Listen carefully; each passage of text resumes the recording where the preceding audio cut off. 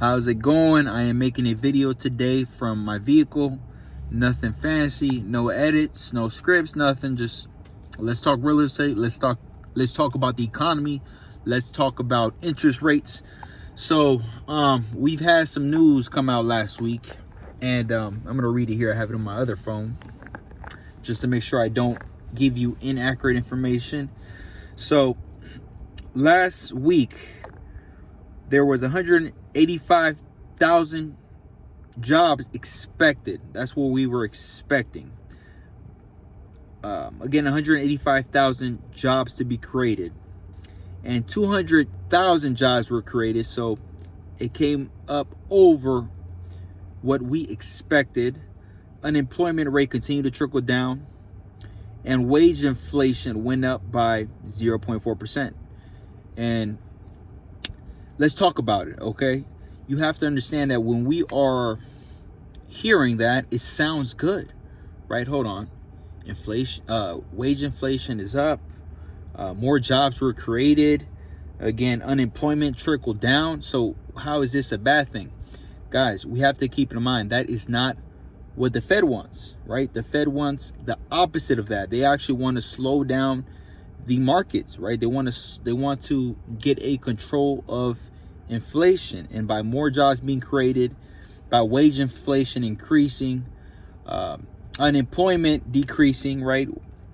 These aren't things that the Fed wanted. And what does this mean? You know, I believe last week or maybe a week and a half ago, the Fed started talking about cutting rates next year. And could that happen? The reality, the truth is, no one knows, right? My crystal ball is as good as anyone's crystal ball. The reality is no one knows where rates are going. I personally don't think they will be going down. Some people are calling first quarter of next year. I don't think so. Or at least I think they should not go down. We still have a long ways to go to beat this battle of inflation. Again, that's my personal opinion. And if there is a rate cut first quarter of next year, I don't think it will be a substantial amount. Maybe by a quarter, right? And would that bring a substantial amount of buyers? I'm not quite sure, right? I don't think a quarter is going to bring that many buyers to our market. NAR did report today that the DMV is, let me see here. Again, I don't like to give you anything that isn't accurate, but I do believe that NAR, let me see if I can find it. If I can find it quickly, I'm going to give it to you. Yeah, so I'm reading a post from NAR. Markets with the most pent-up housing demand. Washington, Arlington, Alexandria, D.C., the DMV area is on the top 10 list. It actually came in at number 10. So our market is still moving. We're still anything around the median sales price is still seems to be, as long as the house is marketed appropriately, it's priced right, it seems to still go. It may take a little longer to get sold. That's what I mean by gold. It may take a little longer to get sold. It may take 2, 3, 4, even 5 weeks. And again, in a normal market, there was a time where selling a home took 30 to 60 to 90 days, right? So our expectations have changed drastically because of the pandemic. Houses flying off before you even list it on the MLS, right? Or I'm sorry, before they go active, right? It'll be coming soon, and people will already be inquiring, willing to make an offer without seeing the property. So that is not the market that we're in anymore, and that's fine.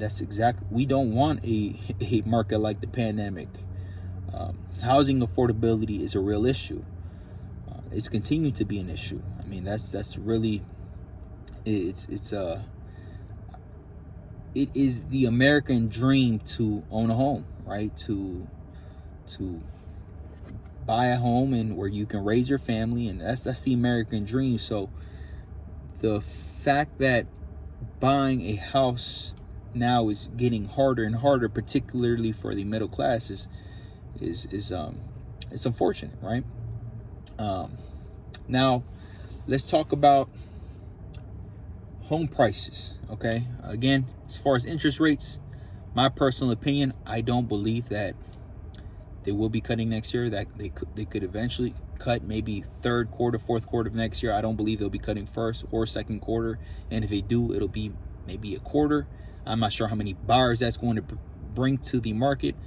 It could potentially bring more sellers as well, right? It could be a signal that we are essentially winning this battle of inflation, and it could bring more sellers. And how many more sellers, no one knows, but we're keeping an eye on that. Now let's talk about prices. As far as price goes, there's I mean, you can read a ton of articles. You still have people who believe that the market is going to crash and burn, right? You have people that believe that we are going to get a correction of maybe 5-10% on the negative side. Others that believe we're going to appreciate maybe 1, 2, 3, 4, 5% next year, depending on the article, your source. But the reality is no one knows where prices are going. Again, my crystal ball, which is as good as yours, is I think prices may go up, may go down, may go left, may go right. I think if we get appreciation, it will be a very little amount, a healthy amount, maybe 2, 3, 4%. We don't want another run up of appreciation like we saw the last few years. We do not want that. There's a good chance that, and this is not what everyone wants to hear, but there's a good chance that prices stay relatively where they're at for the next 2-3 years, right? We get very little movement, maybe flat prices for the next 5 years. That's a real possibility, just considering the run up of appreciation that we've seen the last few years. So these are all things that that the reality is no one knows, right? There's a lot of other things that could come into play, right? War. The Fed could create certain monetary policies that can change the direction of where the the housing market is going, right? So I say this just because if you're looking to buy a home and you are unsure, I tell everyone you should always buy only if it makes sense for you, right? You should only sell if it makes sense for you. Everyone's situation is different. If you are in a position to buy where you feel that you can stomach a 5% decrease of your home value, right? Because you got to be able to stomach that, right? That's fine. I mean, if you're planning on staying in the home for minimum 5-6 years, right? I mean, it goes up, it goes down. The market does what it does. You can't control it. And yeah, I mean, if there's still a ton of benefits that you get from owning a home, right? But most importantly, it's a long-term game, right? Real estate takes time, right? It takes time. If you're looking to sell and make a profit, it takes time. The longer you're in the market, the better chances you have of selling for a profit. It's just the reality. If you're buying a house today and plan on selling in 2 years in hopes of making $100,000, that's just not happening. Unless you're buying under market value, there's still ways where you can potentially find deals. I mean, there's deals out there. There's people that have to sell. People buy and sell every day for different reasons, right? So there's opportunities in every market, whether you're a seller or buyer.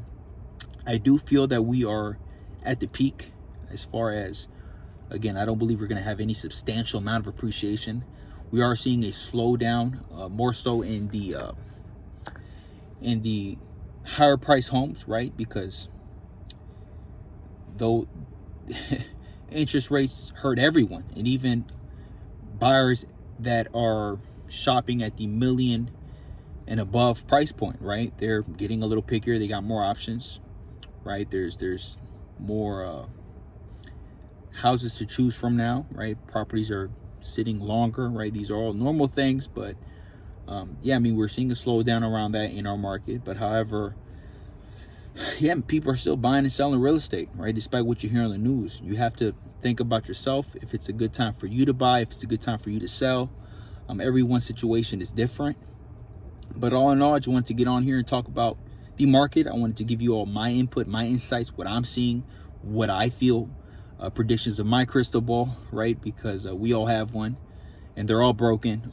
You know, no one knows where the housing market is going.